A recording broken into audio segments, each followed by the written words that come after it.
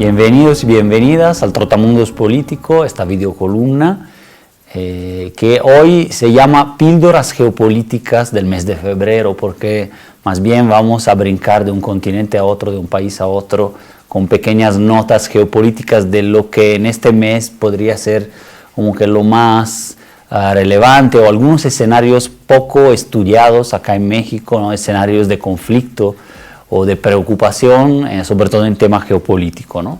Entonces el primero es el tema de Irlanda Unida, podríamos decir así, después del Brexit ya salió Reino Unido de la Unión Europea y en Irlanda del Norte ya hay un gobierno, digamos, dominado por el Sinn Féin, que era el partido cercano también al grupo armado de IRA, que combatía para separarse de Londres y más bien volver a anexarse, a juntarse con Dublín, ¿no?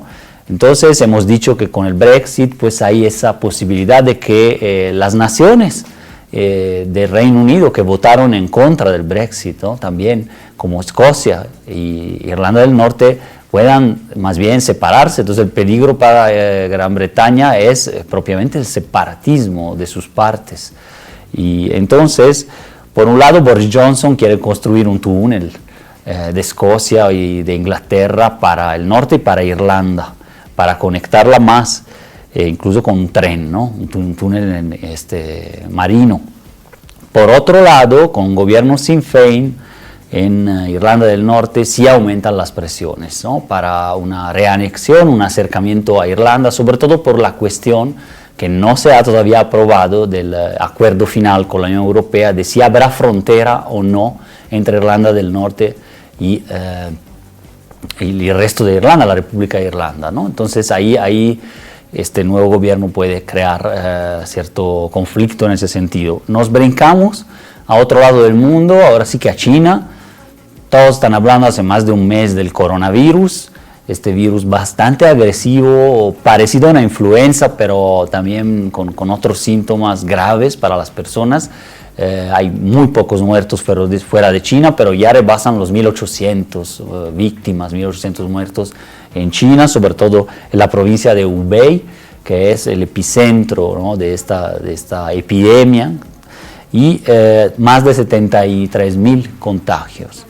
¿Cuál es la cuestión geopolítica? Xi Jinping internamente también está intentando reacomodar núcleos de poder para mostrar la fuerza que tiene todavía frente a una emergencia que de verdad puede desbordar a cualquier gobierno. Entonces mandó despedir a todas las autoridades sanitarias, los responsables de la cuestión sanitaria en la provincia de Hubei, también para remarcar el poder central de Beijing, ¿no?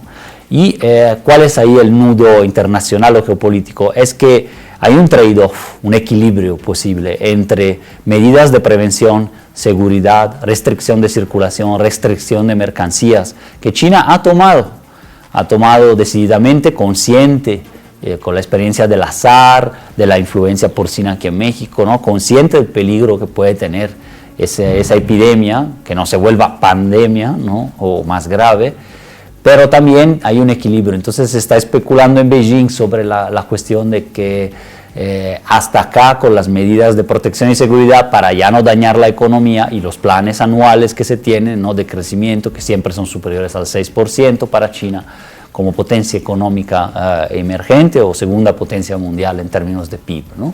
Entonces ahí se va a jugar un poco el partido.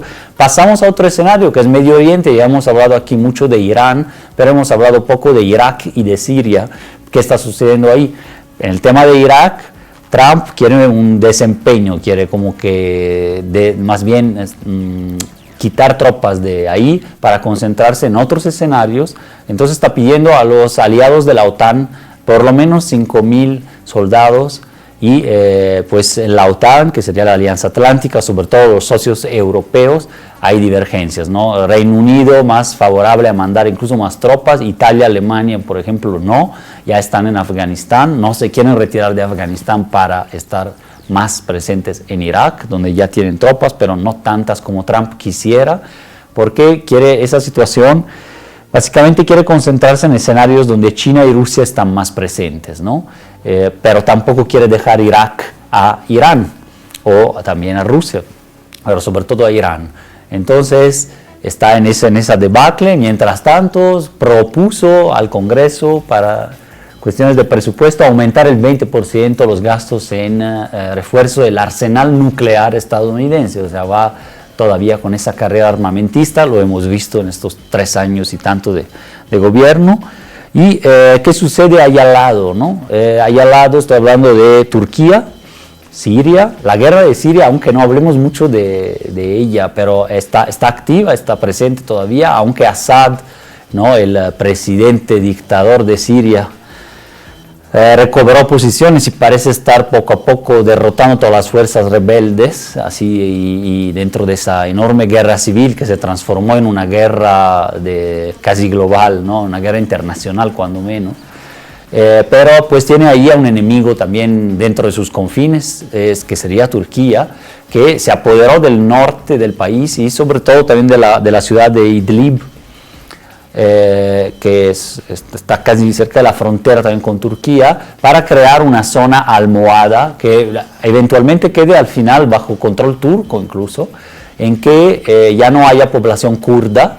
Recordemos, Turquía tiene un conflicto de décadas con los kurdos y no quiere el independentismo kurdo, no quiere sobre todo los proyectos izquierdistas del Partido Comunista Kurdo, tiene prisioneros políticos, tiene una represión brutal interna contra esta etnia, digamos, y contra los proyectos políticos de los kurdos en Medio Oriente. Entonces avanzó sobre Siria, conquistando las regiones donde los kurdos tenían el confederalismo democrático, donde tenían ya un experimento autónomo dentro de Siria todavía. Entonces prácticamente se está llevando posiciones en la misma Siria y Assad tiene que impedir eso con la alianza de Rusia, ¿no? Entonces Assad y Rusia avanzan sobre otra grande ciudad del norte que es Alepo. Turquía se siente ya amenazada y atacada en Idlib, pero resiste ahí, con el plan de despoblar esa parte de Siria, un plan casi genocida, diría yo, mover población kurda para meter población de refugiados sirios de otras regiones que tiene en Turquía.